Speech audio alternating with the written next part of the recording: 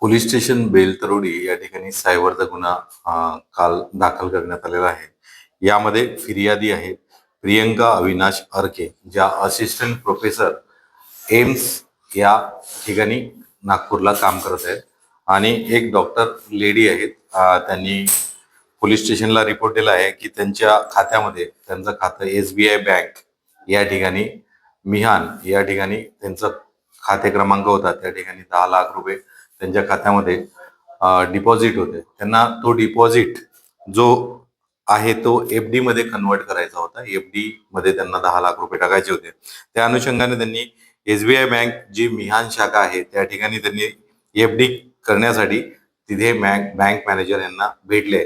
त्यानंतर प्रोसेसला 2 दिवस वेळ लागणार म्हणून तिथून बँकमधून माहिती मिळाली व जे बँकेचं SBI येनो ऍप्स आहे त्या ठिकाणी त्यांना संपर्क करण्यासाठी सांगितला.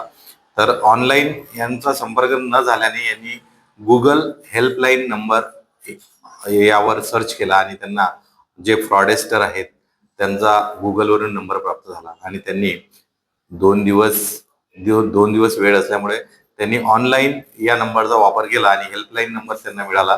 त्या हेल्पलाईन नंबरवर त्यांनी कॉन्टॅक्ट केला असता त्यांना एक APK फाईल देण्यात आली आणि त्या APK फाईलवर क्लिक करायचं आणि ते ओपन करण्यासाठी त्यांना त्या हेल्पलाईन नंबरनी आदेशित केला. त्यानुसार त्यांनी त्यावर क्लिक केला आणि त्यांच्या मोबाईलचा संपूर्ण ऍसेस हा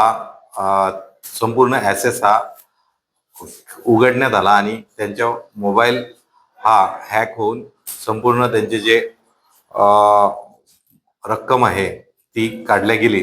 त्याचबरोबर त्या रकमेवर यामधील जो गैरहजर आहे सायबर क्रिमिनल त्या व्यक्तीने लोन सुद्धा घेतले.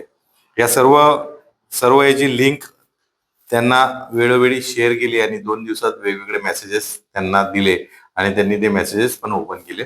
त्यामुळे त्यांची 10 लाख रुपयाची सायबर फसवणूक झालेली आहे. यामध्ये आम्ही पोलीस स्टेशन बेलतरोडी कडून माननीय पोलीस उपायुक्त झोन 4 सर यांच्या मार्गदर्शनाखाली गुन्हा दाखल करण्यात आला आहे आणि तपास सुरू आहे. यामध्ये सर्व लिंकवर आम्ही काम करत आहोत आणि ज्या लेयर्स मध्ये पैसे गेलेले आहेत त्या लेयर्स पण आम्ही फ्रीज केलेल्या आहेत. यामध्ये त्वरित आम्ही आरोपीचा शोध घेत आहोत आणि पुढील कारवाई कायदेशीर करत आहोत. परंतु एक आम्हाला सर्वांना आवाहन करण्यासारखं आहे की सर्व नागरिक जे नागपूर शहरमध्ये व इतर राहतात त्यांनी कुठलाही APK फाईल ओपन करताना किंवा डन करताना सुरक्षित राहायला पाहिजे. आणि आज आपल्याला प्रत्येकाच्या रिंगटोन्सवर पण डिजिटल अरेस्ट बाबत मेसेजेस मिळतात.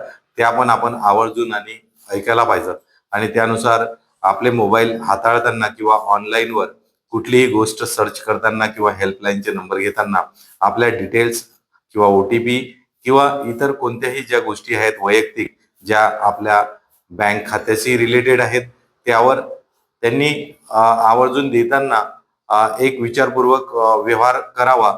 आणि आज सायबरची मोठ्या प्रमाणात फसवणूक होत आहे. वेगवेगळ्या राज्यातले आरोपी यामध्ये सक्रिय आहेत.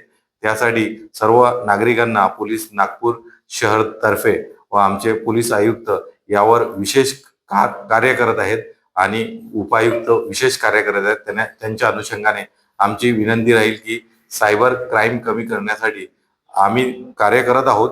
त्यासाठी लोकांना आव्हान आहे की कोणतीही गोष्ट जी गुगलवर सर्च करताना आपल्या डिटेल्स राखून ठेवाव्यात आणि व्यवस्थित माहिती द्यावी. यामध्ये जी रक्कम फिर्यादीची गेलेली आहे त्यामध्ये त्यांनी 10 लाख रुपये रकमेवर त्यांनी 3 लाख रुपये लोन सुद्धा घेतलेले आहेत.